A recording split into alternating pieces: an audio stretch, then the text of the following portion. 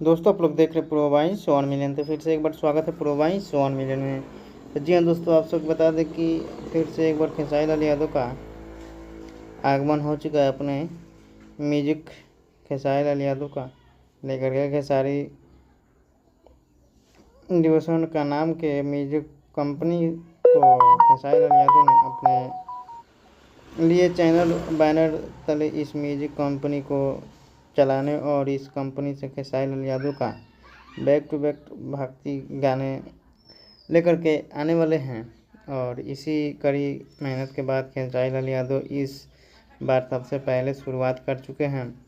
और खेसारी लाल यादव का पोस्टर आप लोग मोबाइल की स्क्रीन के ऊपर देख सकते हैं। बहुत ही ज़बरदस्त गाना होने वाला है, क्योंकि गाने को लिखे हैं मनोज मतलबी जी। और गाना का नाम भी बहुत ही तगड़ा है, तेरे प्रेम में पागल, ऐसे करके है कुछ। तो आप लोग तैयार रहिए खेसारी लाल यादव के लिए।